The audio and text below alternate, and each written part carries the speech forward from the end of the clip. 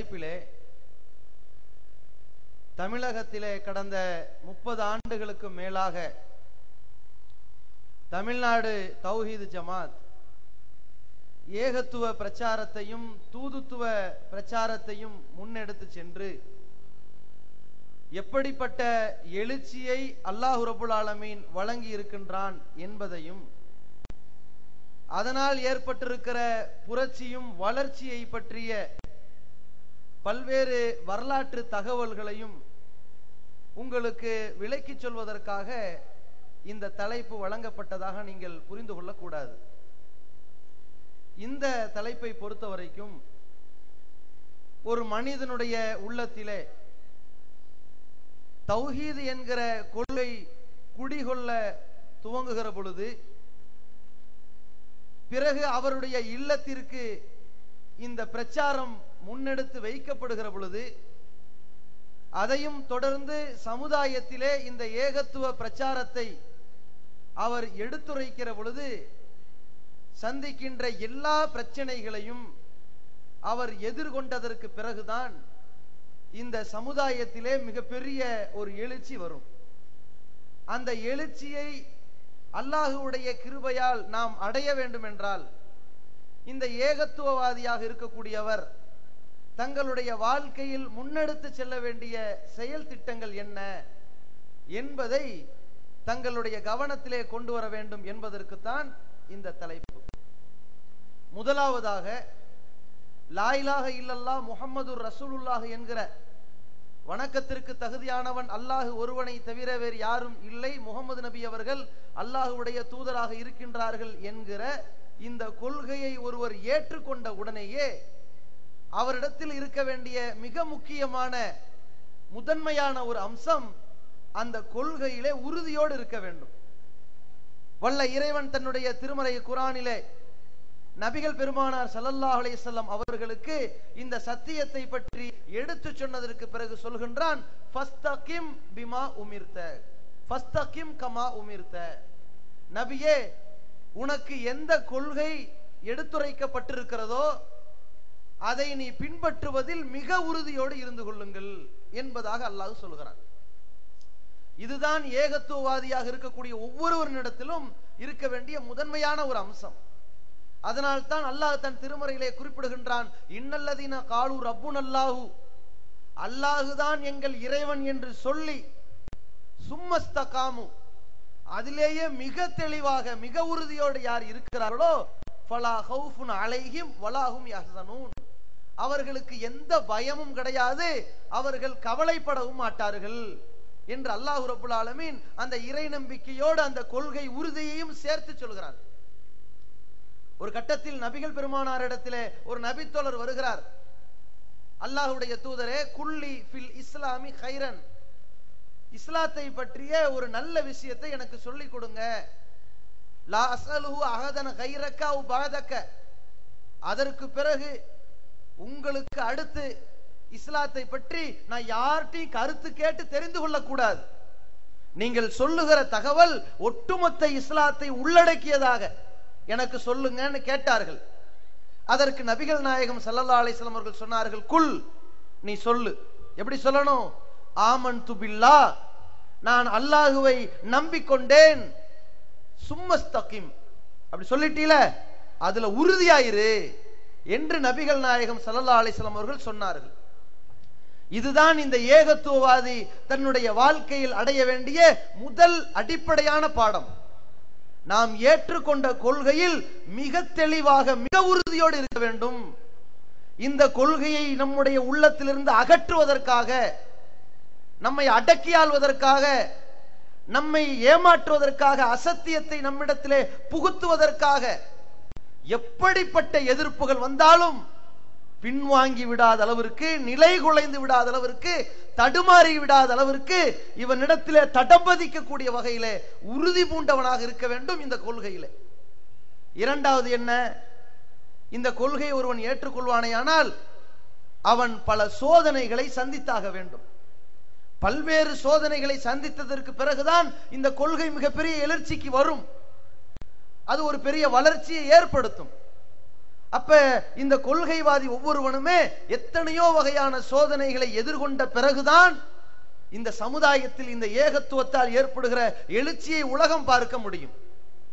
என்னமோ நம்ம ஒரு மெசேஜ் போட்டோம், ஒரு லட்சக்கணக்கான மக்களை திரட்டி விட்டோம், இதோ எங்கள் கொள்கை எழுச்சி பெற்று விட்டது என்ற ஒரு அளவுகோலை வைக்க முடியுமா என்று கேட்டால் முடியாது. முதல்ல அந்த கொள்கையை ஏற்கணும், அதுல நம்ம உறுதியா இருக்கணும். அதை ஏற்றுக்கொண்ட காரணத்தினால் சந்திக்கிற பிரச்சனைகள் இருக்கிறதே, நம்முடைய பெற்றோர்கள் எதிர்ப்பார்கள், நம்முடைய பிள்ளைகள் எதிர்ப்பார்கள், நம்முடைய சொந்தங்கள் பகைப்பார்கள், நம்முடைய ஊரே சேர்ந்து ஊர் நீக்கம் பண்ணும், ஜமாத்துல புறக்கணிப்பார்கள், தூக்கி எறிவார்கள், திருமண தப்தரில் இடம் பதிவு செய்ய இடம் தர மாட்டேன் என்று மறுப்பார்கள், அடக்கத்தலத்தில் உனக்கு இடம் கிடையாது என்று நம்மை புறக்கணிப்பார்கள். பலதரப்பட்ட பிரச்சனைகள் வருகிறதே, என்னடா இது இப்படி ஒரு கொள்கை என்று நினைத்து விடக் கூடாது. இந்த ஏகத்துவ கொள்கை என்றால் அதற்கு ஒரு பியூட்டி இருக்கிறது. இந்த ஏகத்துவ கொள்கை ஏற்றுக்கொண்டால் சோதனைகள் கண்டிப்பாக வரும். வந்தால் வரலாம் என்றல்ல, வரும். அதை நீ எதிர்கொண்டு ஆக வேண்டும். அல்லாஹ் சொல்கிறான், வல நபுலு வன்னக்கும் பிஷையின், எப்படியாவது எதையாவது வைத்து உங்களை நாம் சோதித்தே தீர்வோம். மினல் ஹௌஃபி, அது பயமாக இருக்கலாம், வல் ஜூஇ, பசியாக இருக்கலாம், ஒன் அக்ஸிம் மினல் அம்வாலி, செல்வத்தின் வீழ்ச்சியாக இருக்கலாம், வல் அன்புசி, உயிரிழப்பாக இருக்கலாம், வஸ்ஸமராத்தி, விளைநிலங்கள் மிகப்பெரிய பாதிப்பை ஏற்படுத்துகிற வகையில் இருக்கலாம். வபஷ்ஷிரி சாபிரீன், இங்கே சகித்துக் கொள்ளக்கூடியவர்களுக்கு நற்செய்தி சொல்லுங்கள். இப்படியெல்லாம் நாங்கள் சோதிப்போம் என்று அல்லாஹ் சொல்கிறான். ஒரு கட்டத்திலே ஒரு நபித்தோழர் வருகிறார், அல்லாஹ்வின் தூதரே, நான் இந்த சத்திய மார்க்கத்தை ஏற்றுக்கொள்ள விரும்புகிறேன். வருகிறார், நபிகள் பெருமானா ஸல்லல்லாஹு அலைஹி வஸல்லம் அவர்கள் சொல்கிறார்கள், நீ சத்தியத்தை ஏற்க போகிறாயா, இந்த தௌஹீதை ஏற்க போகிறாயா, தெரிந்து கொள்ளு, பள்ளமான இடத்தை நோக்கி வெள்ளம் வந்து விழுவதை போல உன்னுடைய வாழ்க்கையில் சோதனைகள் வரும். பொறுத்துக் கொள்வாயா, சகித்துக் கொள்வாயா? பொறுத்துக்கிறேன், அப்பவா உள்ள கூப்பிட்டார்கள் ரசூலுல்லாஹ். அந்த மாதிரி இஸ்லாத்துல ஒருவன் தன்னை இணைத்துக் கொள்வானே ஆனால் அவன் எதிர்கொள்ள வேண்டிய மிக முக்கியமான அம்சம், பல சோதனைக்கு நாம் ஆளாக்கப்படுவோம். அந்த சோதனைகளை எதிர்கொண்டதற்கு பிறகுதான் அது சாதனைகளாக மாறும் என்பதை ஒவ்வொருவனும் புரிந்து கொள்ள வேண்டும். அதற்குத்தான் அல்லாஹ் நமக்கு இப்ராஹிம் அலைஹிஸ்ஸலாம் அவர்களை அழகான ஒரு முன்னோடியாக ஆக்கி இருக்கின்றான். ஃபத்தபி மில்லத்த இப்ராஹிம் ஹனீஃபா, நபிகளாரை பார்த்து அல்லாஹ் சொன்னான், நபியே, இந்த இப்ராஹிமுடைய மார்க்கம் இருக்கிறதே அதை பின்பற்று. அசத்தியத்திலிருந்து சத்தியத்தின் பக்கம் சாய்ந்து கொண்டாரே அந்த இப்ராஹிமுடைய மார்க்கத்தை பின்பற்று. ஏன்? அவருடைய வாழ்க்கை தான் இந்த ஏகத்துவ எழுச்சிக்கான ஒரு இலக்கணமாக இருந்தது. இந்த கொள்கையை ஏற்றுக்கொண்டதற்காக ஒட்டுமொத்த ஊர் சனமே சேர்ந்து அவரை உதாசீனமாக பேசினார்கள். எதிர்கொண்டார். பெற்றோர் அவரை விரட்டி அடித்தார், எதிர்கொண்டார்.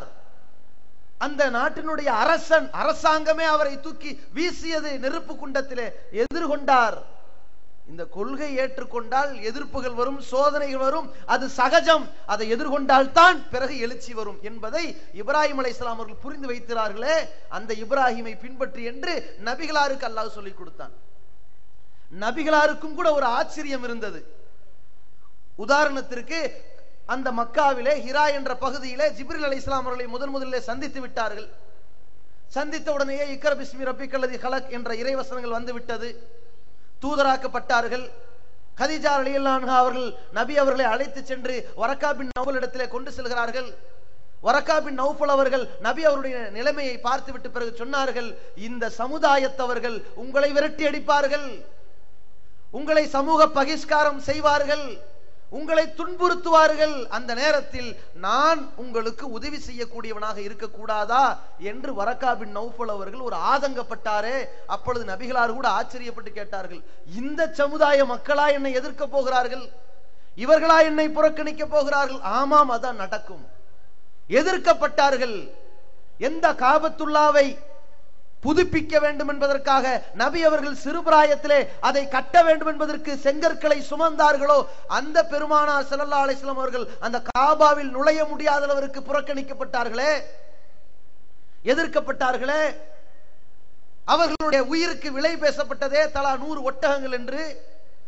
அவரை சிறைபிடிக்கலாமா, படுகொலை செய்யலாமா, அல்லது நாடு கடத்தலாமா என்று சதித்திட்டங்கள் தீட்டப்பட்டது. பிறகு தப்பித்து தலைமறைவாகி அங்கே அகதியாக மதினாவிற்கு போனாரே, இத்தனை சோதனைகள் வருமா என்று ஆச்சரியத்தோடு எதிர்கொண்டார்கள் நபிகள் நாயகம். அல்லாஹ் சொல்லிவிட்டான், சுன்னத மன் கத் அர்சல்னா கபலக மிர் ருசுலினா. நபியே, வராது நினைச்சிட்டு இருக்கிறீங்களா? உங்களுக்கு முன்னால் வந்த எல்லா இறை தூதர்களுக்கும் பல சோதனைகள் வந்தது. அதற்கு பிறகுதான் இந்த எழுச்சி வரும். இது நம்முடைய வழிமுறை. இந்த மாதிரியான வழிமுறையில் தான் இஸ்லாம் வளரும். நீங்களும் பல சோதனைகளை சந்திப்பீர்கள், அதை எதிர்கொள்வீர்கள். இதற்கு மாற்றமாக வேற விதமான இஸ்லாம் கிடைக்காது உங்களுக்கு. ஃபலா தஜிதலி சுன்னத்தினா தஹவீலா. இந்த வழிமுறையில் எந்த மாற்றமும் இருக்காது. எதிர்ப்பு வரும், சோதனை வரும், அடி வரும், ஊர் நீக்கம் வரும், அதற்கு பிறகு எழுச்சி வரும்.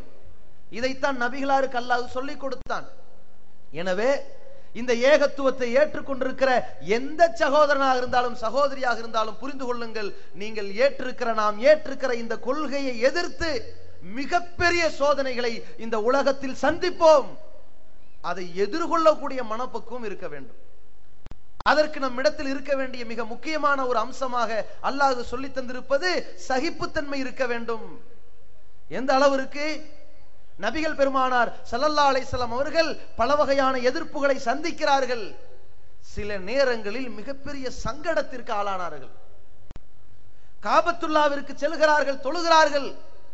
அந்த நேரத்திலே இறை தூதர் அவர்களுடைய தொழுகையை உதாசீனப்படுத்தி ஊரே கைகொட்டி சிரிக்கிறது.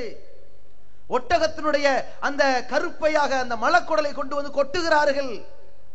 நபிகளாருடைய மூச்சு திணறக்கூடிய வகையிலே உக்பாபின் அபி மோயத் என்பவன் கழுத்திலே போட்டு இருக்குகிறான். எதிர்கொண்டார்கள், சங்கடத்திற்கு ஆளாகவில்லை. ஆனால் ஒரு கட்டத்தில் தாயிஃப் என்ற நகரத்திற்கு அந்த பகுதியில் இருக்கக்கூடியவர் தனக்கு தெரிந்தவராக வேண்டப்பட்டவராக இருக்கிறார். அவரை சந்தித்து அந்த மன்னரிடத்திலே பேச்சுவார்த்தை நடத்தி அந்த ஊரிலே தாவா செய்து விடலாம் என்று தாயிஃப் நகரத்திற்கு நபிகளார் சென்றார்கள். ஆனால் அந்த நண்பர் கைவிட்டு விட்டார், கை நழுவி விட்டார். அதனால் மிகப்பெரிய அவமானத்திற்கு ஆளாகி நபி ஸல்லல்லாஹு அலைஹி வஸல்லம் அவர்கள் மிகப்பெரிய சங்கடத்திற்கு ஆளானார்கள். வரலாற்றிலே நபி அவர்கள் உஹது யுத்தத்தின் பொழுது கடவாய்ப்பல் உடைக்கப்பட்டதே, அந்த துன்பத்தை விட இந்த தாயிஃபின் பொழுது அவர்கள் சந்தித்த அவமானம் இருக்கிறதே. எல்லோரும் கைகளை விட்டார்களே, எல்லோரும் அவர்களை காலை வாரி விட்ட ஒரு தருணத்திலே நபி அவர்கள் ஒரு அவமானப்பட்ட நிலையிலே ரொம்ப தலைகுனிந்தவராக வந்து நின்றார்களே, அந்த மாதிரியான சங்கடத்திற்கு நபி அவர்கள் ஆளாயிருக்கிறார்கள். இது போன்ற பல கட்டங்களை அவர்கள் சந்திக்கிற பொழுது அல்லாஹ் சொல்லி தருகின்றான், ஃபஸ்பிர் கமா சபர உலில் அஸ்மி மினர் ருசுல். தூதரே, நபியே, இதற்கு முன்னால் உறுதிமிக்க இறை தூதர்கள் எவ்வளவு சகித்துக் கொண்டிருந்தார்கள், எவ்வளவு பொறுத்து கொண்டிருந்தார்கள். நீங்களும் பொறுத்து கொள்ளுங்கள். பிரச்சனை வரும், துன்பம் வரும், விமர்சனம் பேசுவார்கள், கேவலமாக உங்களை திட்டுவார்கள், கொஞ்சம் பொறுத்துக்குங்க அல்லாஹ் சொல்லுகிறான். ஏன்? இதற்கு முன்னால் வாழ்ந்த இறை தூதர்கள் அவ்வளவு சங்கடங்களை எதிர்கொண்டார்கள். நம்மெல்லாம் நினைப்போம், ஒரு ஊர்ல ஏகத்துவத்தை எடுத்து சொல்கிறோம், ஊர் நீக்கத்தை அறிவிக்கிறார்கள். பிறகு ஒரு வாடகை கட்டிடத்திலே ஒரு மர்க்கஸை அமைக்க போகிறோம், அந்த வாடகை கட்டிடத்திற்கான உரிமைதாரர் இடத்திலே போய் மிரட்டுகிறார்கள், இடத்தை காலி செய்ய வைக்கிறார்கள். மீறி ஒரு சொந்த இடத்தில் காட்டு பகுதியில் போய் ஒரு மர்க்கஸை அமைப்பார்கள், எரித்து பார்க்கிறார்கள். அதையும் மீறி ஆண்களும் பெண்களும் கூடுகிறார்கள், அவமானப்படுத்துகிறார்கள், ஏகத்துவத்தை ஏற்றுக்கொள்கிற சகோதரர்களை அச்சுறுத்துகிறார்கள். எவ்வளவு பிரச்சனைகள் என்று நாம் நினைக்கின்றோம், பயப்படுகின்றோம். ஆனால் ஏதோ ஒரு ஊரில் இந்த பிரச்சனை என்றால் குரல் கொடுப்பதற்கு கொள்கை சொந்தங்கள் கொள்கை குன்றுகளாக குவிந்து விடுகிறார்கள். அன்றைய காலகட்டத்தில் நபிகள் பெருமானார் ஸல்லல்லாஹு அலைஹி வஸல்லம் அவர்கள் இது போன்ற பல விமர்சனங்களுக்கு ஆளாக்கப்படுகிற பொழுது அல்லாஹ் சொன்னான், உறுதி மிக்க இறை தூதர்கள் பல சங்கடங்களை சந்தித்தார்களே, அதை போல நீனும் பொறுத்துக்கொள், சகித்துக்கொள் என்று அல்லாஹ் சொன்னான். அந்த இறை தூதர்கள் எப்படிப்பட்ட சங்கடங்களை சந்தித்தார்கள்? கடந்த காலங்களில் வாழ்ந்த அந்த நபிமார்கள் இந்த சத்திய மார்க்கத்தை சொல்லுகிற காரணத்தினால் அந்த மக்கள் எல்லாம் அவர்களை போட்டு அடித்தார்கள். முகங்களிலே அப்படியே ரத்தம் வடிந்து கொண்டிருக்கிறது.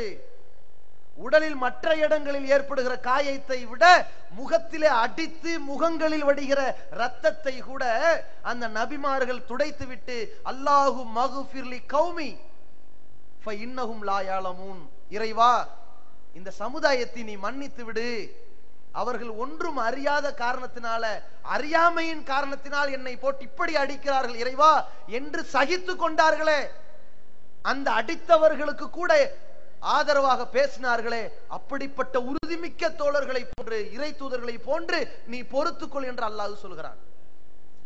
நமக்கு அல்லாஹ் சொல்கின்றான், அம் ஹசிபுத்தும் அன் ததுகுலுல் ஜன்னத்த வலம்மா யத்திக்கும் மஸலுல்லதீன கலவு மின் கப்லிக்கும், உங்களுக்கு முன் சென்றவர்கள் இந்த மார்க்கத்திற்காக எதிர்கொண்ட பிரச்சனைகளை எல்லாம் நீங்கள் எதிர்கொள்ளாமல் சொர்க்கத்திற்கு போகலாம் என்று நினைத்துக் கொண்டீர்களா? மஸ்ஸத்துஹுமுல் பௌசாவு, அவர்கள் படுத்துகிற வேதனை எங்களால் தாங்க முடியவில்லை, எங்களுக்காக நீங்கள் அல்லாஹ்விடத்திலே பிரார்த்தனை செய்ய கூடாதா கேட்டார்கள். அப்பொழுது ஒரு கோழி தன்னுடைய குஞ்சுகளை அரவணைக்கிறது போல, ஒன்று திரட்டுவது போல நபிகள் நாயகம் ஸல்லல்லாஹு அலைஹி வஸல்லம் அவர்கள் அந்த தோழர்களை ஒருங்கிணைத்து சொன்னார்கள், தோழர்களே, உங்களுக்கு முன் சென்ற சமுதாயத்தில் இந்த கொள்கையை ஏற்றுக்கொண்டதற்காக, அல்லாஹுவை தவிர எவனும் கடவுள் இல்லை என்கிற இந்த ஏகத்துவத்தை சொன்னதற்காக கழுத்துவரை புதைக்கப்பட்டார்கள்.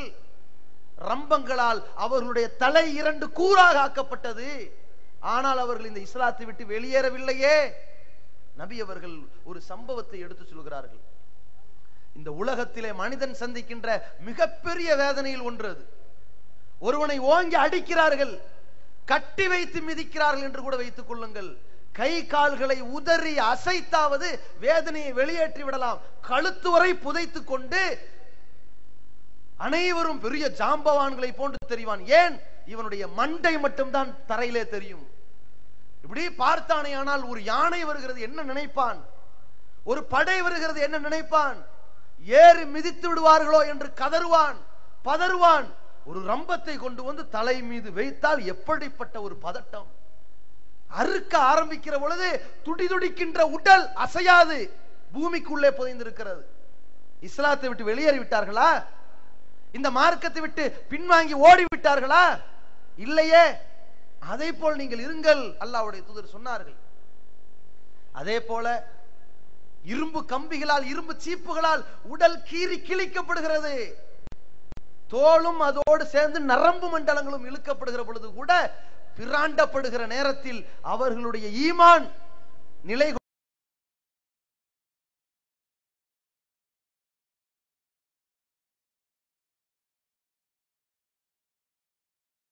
குலைந்ததா? இல்லையே. நீங்கள் சகித்துக் கொள்ளுங்கள், பொறுத்துக் கொள்ளுங்கள், அல்லாஹ்வுடைய உதவி வரும். நபிகள் பெருமானார் ஸல்லல்லாஹு அலைஹி வஸல்லம் அவர்கள் ஆறுதல் வார்த்தை பார்ப்பார்கள். இப்படிப்பட்ட பல வகையான எதிர்ப்புகள் ஒரு வகை. இன்னொரு எதிர்ப்புகள் என்ன? நம்மை பற்றி உதாசீனமாக, கேவலமாக, நம்முடைய உள்ளமெல்லாம் புண்படக்கூடிய வகையிலே, நம்மை கலங்க வைக்கக்கூடிய வகையிலே, கதிகலங்க செய்யக்கூடிய வகையிலே, இந்த சமூக வாழ்க்கையில், பொது வாழ்க்கையிலிருந்து நாம் ஓடிவிடலாமே என்று நினைக்கக்கூடிய வகையிலே ஒரு டார்ச்சர், ஒரு மென்டல் டார்ச்சராக ஒரு வகையான ஒரு விமர்சனத்தை கொண்டு வந்து திணிப்பார்கள். சொத்து சேர்த்து விட்டார்கள், குர்ஆன் என்றார்கள், ஹதீஸ் என்றார்கள். இப்பொழுது அவர்கள் போடுகிற சட்டை பல்லாயிரக்கணக்கான ரூபாய். அவர்களுக்கு நீச்சல் குளங்கள் இருக்கிறது, கோடி கோடியாக சொத்து சேர்த்து கொண்டார். பிஜே வந்தார், இயக்கம் நடத்தினார், இன்றைக்கு பெரிய கடை வைத்து விட்டார், சொத்துக்கு சொந்தக்காரர் ஆகிவிட்டார், கோடீஸ்வரர் ஆகிவிட்டார். எல்லா மக்களுடைய காசு. எப்படி பேசுகிறார்கள்! இப்படி எத்தனையோ வகையான விமர்சனங்கள், அவமானப்படுத்தி அவர்களை பற்றி அலங்கோலமாக பேசி, அவர்களுடைய இல்லத்து பெண்களை பற்றி ஒரு மானங்கெட்ட தகாத வார்த்தைகளை எல்லாம் பிரயோகம் செய்து இந்த சமுதாயத்தில் தௌஹீது பிரச்சாரத்தை முன்னெடுத்து செல்ல ஒருத்தம் வரக்கூடாது பேசுவார்கள். ஒரு சில ஊர்களிலே இந்த ஏகத்துவ பிரச்சாரத்தை முன்னெடுத்து செல்லக்கூடிய ஒரு சகோதரன் என்ன பேசுகிறார்கள்? ஆண்களும் பெண்களும் பள்ளிவாசல்ல உங்களுக்கு என்னடா வேலை? எப்படி? நபிகள் பெருமானார் அவர்கள் காலத்திலே அல்லாஹ்வுடைய தூதர்கள் அனுமதி கொடுத்திருக்கிறார்கள். லா தம்னவு இமா அல்லாஹி அனில் மசாஜிதில்லா, பள்ளிவாசலில் பெண்கள் அனுமதி கேட்டால் அவர்களை அனுமதி கொடுங்கள், தடை செய்து விடாதீர்கள், தடுத்து விடாதீர்கள் என்று சொன்னார்களே. இந்த நபி வழியை உயிர்ப்பிக்க வேண்டும் என்று பெண்கள் பள்ளிக்கு வருகிறார்கள், இங்கே ஆண்களும் பெண்களும் சேர்ந்து விபச்சார விடுதி நடத்தி கொண்டிருக்கிறார்கள் என்று நம்மை பற்றி ரொம்ப விரசலாக பேசிய கூட்டம் எத்தனை பேர் அவமானப்படுத்துகிறார்களே. அதையும் காது கொடுத்து கேட்டுவிட்டு எப்படி ஒரு பெண் தன்னுடைய வீட்டை தாண்டி படி தாண்டி பள்ளிக்கு வருவாள்? இப்படி பேசுவார்கள். இது நடக்கும். இது இன்று நேற்று அல்ல, எல்லா காலகட்டத்திலும் நடக்கும். அல்லாஹ் சொல்கின்றான், வஸ்பிர் அலாமா யகூலூன், அவர்கள் எவ்வளவு விமர்சனம் செய்தாலும் சரி நீ சகித்துக்கொள், பொறுத்துக்கொள். வஹ்ஜுரும் ஹஜ்ரன் ஜமீலா, அவர்களை அப்படியே கண்ணியமான முறையில் கண்டுக்காம போய்கிட்டே இரு. இந்த மார்க்கத்தை சொல்கிற பொழுது 4 பேர் 4 விதமா பேசிக்கிட்டே இருப்பான். நீ எதை செய்தாலும் குறை சொல்வார்கள், கண்டுக்காத. மாநாடு போட்டா ஏன் இப்படி பண்ணாங்க, இதுக்கே அவ்வளவு செலவு, பொதுக்கூட்டம் போட்டா ஏன் இதுக்கு அந்த செலவு, 10 பொதுக்கூட்டம் போற ஒரு மாநாடு போட்டா என்ன என்று கேட்பார்கள். ஒரு மாநாடு போட்டால் பார்த்தீர்களா எவ்வளவு வெட்டி செலவு, அதற்கு பதிலாக 50 தெருமுனை கூட்டம் போடலாமே, எல்லோருக்கும் தாவா செய்யலுமே. எதை செய்தாலும் பேசுவார்கள். நம்முடைய பிரச்சாரம் யாரிடத்திலும் எடுத்து சொல்லக்கூடாது, எடுத்து சென்று விடக்கூடாது என்பதற்கு தொடர்ச்சியான விமர்சனங்கள் வரும். கண்டுகொள்ளாமல் பொறுத்துக் கொள்ளுங்கள். அல்லாஹ் சொல்கிறான், வலா தஸ்மஉன்ன மினல்லதீன ஊத்துல் கிதாப மின் கப்லி, இதற்கு முன்னால் வேதம் கொடுக்கப்பட்டார்களே அவர்களிடத்தில் சில வாசகங்களை நீங்கள் செவி கேட்பீர்கள். ஒமினல்லதீன அஷ்ரகு அதன் கசீரா, இணை கற்பித்தவர்கள் கூட உங்களை கேவலமான முறையில் அருவருக்கத்தக்க வார்த்தைகளால் உங்களை விமர்சிக்கத்தான் செய்வார்கள். இப்ப இஸ்லாத்தை கொச்சையாக முகநூற்களிலே பதிவு செய்யக்கூடியவன், பரப்பிவிடக்கூடியவன் என்ன பேசுகிறான், எப்படிப்பட்ட வார்த்தைகள். நாமெல்லாம் பாகிஸ்தான்காரர்கள், பன்றிஸ்தான்காரர்கள் பேசுகிறார்கள். இவர்கள் பைத்தியங்கள், மூடர்கள், பன்றிகள் என்று நம்மை அவமானப்படுத்துகிறார்கள். நபிகள் பெருமானாரை கொச்சையாக பேசுகிறார்கள். மானங்கெட்ட வார்த்தைகளை பயன்படுத்தி அவர்களுடைய மானத்திற்கு பங்கம் விளைவிக்கும் வகையிலே பரப்பி கொண்டிருக்கிறார்களே, இது நபிகள் வாழ்கிற காலத்திலும் அவமானப்படுத்தி பேசினார்களே. அல்லாஹ் சொல்கிறான், இறை நிராகரிப்பாளர்கள், வேதக்காரர்கள், இணை வைப்பாளர்கள், இந்த கேடுகட்டவர்களிடமிருந்து கெட்ட அருவருக்கத்தக்க விமர்சனம் வரும். நீங்கள் பொறுத்து கொண்டால், அல்லாஹ்வை அஞ்சி நீங்கள் வாழ்ந்து கொண்டிருந்தால், இதுதான் உறுதிமிக்க காரியமாக இருக்கும். இதுதான் நீங்கள் முன்னெடுத்து செல்கிற ஒரு வெற்றி பயணமாக இருக்கும். இது ஒவ்வொரு ஏகத்துவவாதிக்கும் இருக்க வேண்டும். ஏதோ 4 பேர் உதாசீனமாக அவமானப்படுத்தி விட்டார்கள் என்று கொண்ட கொள்கையிலிருந்து பின்வாங்கி ஓடுனா எழுச்சி வராது, அது வீழ்ச்சியை தான் ஏற்படுத்தும். அதற்கடுத்து என்ன, இந்த ஏகத்துவத்தை ஏற்றுக்கொண்டவர்கள் எப்படிப்பட்ட கலக்கத்திற்கு ஆளாகிறார்கள். நாமெல்லாம் நினைத்துக் கொள்கிறோம், பலரும் நம்மை எதிர்க்கிறார்கள், நம்மை திட்டுகிறார்கள். ஒவ்வொரு கிராமங்களிலும் ஏற்படுகிற பல்வேறு எதிர்ப்புகள் இருக்கிறது. இது தலைமையின் கவனத்திற்கு கூட சென்றடையாது, யாருக்கும் தெரியாது. ஆனால் நாம் எவ்வளவு பெரிய ஒரு பிரச்சனைக்கு ஆளாகி மாட்டிக்கொண்டிருக்கிறோம். இது மேலிடத்துல யாருக்கும் செல்லவில்லையே, இருந்தாலும் பல்லை கடித்துக் கொண்டு இந்த மார்க்கத்தை சொல்லிக் கொண்டிருக்கிறோமே. நம்முடைய குடும்பத்தில் பேசுகிறோமே, வரதட்சணை வாங்கக்கூடாது என்றால் பைத்தியக்காரனை போன்று நம்மை விமர்சனப்படுத்துகிறார்கள், ஒரு ஏமாளியை போன்று கிண்டல் அடிக்கிறார்கள். அல்லாஹ் என்று சொன்னால் நக்கலாக பார்க்கிறார்கள். வீட்டில் நுழைகிற பொழுது, சர்வ சாதாரணமாக நுழைகிற பொழுது வளமையாக பார்க்கிறார்கள். அஸ்ஸலாமு அலைக்கும் என்று ஒரு பிரார்த்தனை செய்கிற பொழுது நம்மை ஒரு கிறுக்கனை போன்று பார்க்கிறார்கள். இதன மாதிரியான எத்தனை மார்க்கத்தை எடுத்து சொல்கிற நேரத்தில் சில உறவினர்கள் இருக்கிறார்கள், வாயை திறந்து வெட்டிடுவோம், வெளியே போடா அப்படின்றாங்க. சில உறவினர்கள் இருக்கிறாங்க, எல்லாத்தையும் 1 மணி நேரம் காது கொடுத்து கேட்டுவிட்டு எல்லாம் சரிதான், ஏட்டு சுரக்காய் கறிக்கு உதவுமா, வேலையை பாடுறா போடா என்று சொல்வார்கள். சில பேர் இருக்கிறார்கள், ஒன்னும் பிரச்சனை இல்லப்பா, உனக்கு இப்ப துடிக்கிற வயசு, ஒரு 50 வயசு ஆகட்டும், அப்புறம் வந்து சொல்லு என்று அனுப்பிவிடுவார்கள். சில பேர் இருக்கிறார்கள், நீங்க சொல்றது சரிதாங்கன்னு சொல்லிவிட்டு அவர்களுடைய கொள்கையில் தெளிவாக பாவத்தை செய்து கொண்டிருப்பார்கள். அவ்வளவு பேருடைய நடவடிக்கைகளை பார்த்தால் ஒரு மனம் புண்படுமே. இதை அல்லாஹ் பார்த்து கொண்டிருக்காம இருக்கான்னு நினைச்சிருக்கிறோமா? அல்லாஹ் பார்த்து கொண்டுதான் இருக்கிறான். நமக்கு உதவி புரியக்கூடியவனாக, நமக்கு ஒத்துழைப்பு தரக்கூடியவனாக அல்லாஹ் இருக்கின்றான். நபிகளாரை பார்த்து அல்லாஹ் சொல்கிறான், வலகத் நஅலமு அன்னக யலீகு ஸத்ருக பிமா யகூலூன், தூதரே, அவர்கள் உன்னை எப்படியெல்லாம் பேசுகிறார்களோ அந்த விமர்சனத்தை எல்லாம் கேட்டு அதை பற்றி நீ நினைத்து உன் உள்ளம் எவ்வளவு கலங்கி கொண்டிருக்கிறது என்பதை திட்டவட்டமாக எனக்கு தெரியும். கவலைப்படாத, நீ தைரியமா இறங்கி பிரச்சாரம் செய். அல்லாஹ் சொல்கிறான். இந்த ஏகத்துவத்தை ஏற்றுக்கொள்ளக்கூடிய ஒவ்வொருவனுடைய உள்ளத்திலும் என்ன இருக்க வேண்டும்? நாம் கொண்ட கொள்கையை எவன் எதிர்த்தாலும் சரி, இந்த காதுல வாங்கி இந்த காதுல விட்டுட்டு போய்கிட்டே இரு. இந்த சகிப்புத்தன்மை இருக்க வேண்டும். அதே போல இந்த மார்க்கத்தை ஏற்றிருக்கிறோம். சில பேர் இருக்கிறார்கள், மார்க்கத்தை ஏற்றிருக்கிறோம், அர்ப்பணிப்பே இருக்காது. நாங்கள் ஒரு இன்செட் களையாதவர்கள், ஒயிட் காலர்ஸ். எங்களுக்கு இந்த இஸ்லாம் எதில் பிடித்திருக்கிறது? தர்கா வழிபாடு இல்லை, ஓகே. ஆனால் இதே கொள்கையை கொண்டு போய் இணை வைப்பாளர்களை எடுத்து சொல்லுங்க, பிரச்சனையை சந்திங்க, எதிர்கொள்ளுங்க, இதெல்லாம் நீங்க பேசாதீங்க. வரதட்சணை வாங்குறது கூடாது, அந்த திருமணங்களை புறக்கணிங்க, இதெல்லாம் எங்களுக்கு முடியாது. எங்கள் குடும்பத்தில் பலரையும் நாங்கள் எதிர்க்க வேண்டிய வரும். மார்க்கத்திற்கு முரணான காரியங்களை செய்கிறார்கள் என்றால் அது தவறு என்று வாய் சொல்லி எடுத்து பேசுவது எங்களுக்கு கூடாது. உறவு உடைந்து போடும். அதை நாங்க செய்ய மாட்டோம். நபிகளாருக்கு மாற்றமாக அவனுடைய தொழுகை இருக்கும், நோன்பு இருக்கும், ஜக்காத் இருக்கும், மதுகபை பின்பற்றி கொண்டிருப்பார்கள். இது தெளிவான வழிகேடு, இது இஸ்லாத்தில் இல்லாது, இப்படி எல்லாம் பேசக்கூடாது. அதெல்லாம் சொல்ல வேணாம். போக போக அவர்களே புரிந்து கொள்வார்கள். நாம் வாய் மூடி மௌனமா தான் இருக்கணும். நம்ம இந்த கொள்கை ஏத்துக்கிட்டோமா அது போதும். இதற்காக ஒரு முள்ள தூக்கி எடுத்து வைக்க மாட்டான். இந்த மாதிரியாக சிலர் இருக்கிறார்கள். இவர்களால் இந்த தௌஹீதிற்கு அவமானம் தான் ஏற்படுமே தவிர மிகப்பெரிய வளர்ச்சி எல்லாம் கிடைத்து விடாது. இந்த மாதிரியான எண்ணத்தில் உள்ளவர்கள் முதலில் புரிந்து கொள்ள வேண்டும், ஏகத்துவத்தை நாம் ஏற்றுக்கொள்ளோமையானால் அல்லாஹ்விடத்திலே ஒரு வியாபார ஒப்பந்தத்தை பேசி இருக்கின்றோம். என்ன ஒப்பந்தம்? இன்னல்லாஹ் இஸ்தரா மினல் மூமினீன அன்ஃபுஸஹும் வ அம்வாலஹும் பி அன்னலஹுமுல் ஜன்னah. இறை நம்பிக்கை கொண்டவர்களிடத்திலே அல்லாஹ் விலை பேசி விட்டான். என்ன தெரியுமா? உன்னுடைய உயிரை கொடுத்தாக வேண்டும், உன்னுடைய சொத்துக்களை நீ இழந்தாக வேண்டும். நீ இந்த மார்க்கத்தை ஏற்றிருக்கிறாய், நீ உன்னுடைய உயிரை கொடுக்க நேரிடும், எதிர்கொள்ள வேண்டும். நீ இந்த மார்க்கத்தை ஏற்றிருக்கிறாய், இந்த மார்க்கத்தினுடைய வரம்புகளின்படி நடப்பதன் மூலம் உன்னுடைய சொத்துக்களை எல்லாம் இழக்க வேண்டிய வரும். நீ இதை செய்தால் உனக்கு சொர்க்கத்தை தருவேன். இதான் ஒப்பந்தம். இந்த ஒப்பந்தத்தை எதிர்கொண்ட ஒரு ஏகத்துவவாதி அந்த ஒப்பந்தத்தை சரியான முறையில் பூர்த்தி செய்யக்கூடிய, அதை நிறைவேற்றக்கூடிய வாய்ப்பை எதிர்பார்த்து காத்து கொண்டிருக்க வேண்டும். ஒரு சிறந்த இறை நம்பிக்கையாளன் அப்படித்தான் இருப்பான் என்று அல்லாஹ் சொல்கிறான். மினல் மூமினீன ரிஜாலுன் சதக்கு மா அஹதுல்லாஹ் அலை. இறை நம்பிக்கை கொண்டவரிடத்திலே சில பேர் இருக்கிறார்கள், அல்லாஹ்விடத்தில் அவர்கள் என்ன ஒப்பந்தம் உடன்படிக்கை செய்திருக்கிறார்களோ அதை நிறைவேற்றுபவர்கள். சில பேர் அதை நிறைவேற்றி விட்டார்கள். சில பேர் அதை எதிர்பார்த்து காத்து கொண்டிருக்கிறார்கள்.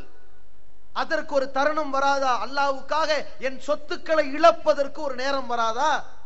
அல்லாஹ்விற்காக என்னுடைய உயிர் தொண்டைக்குழியை அடைய போகிறது, படைத்தவனுக்காக அந்த ஒரு தருணம் அமையாதா என்றுதான் காத்து கொண்டிருப்பார்கள். வமா பத்தலு தபுதீலா.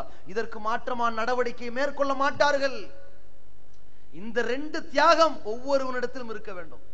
தியாகத்தில் தான் இந்த ஏகத்துவம் வளரும் என்பதை நாம் புரிந்து கொள்ள வேண்டும்.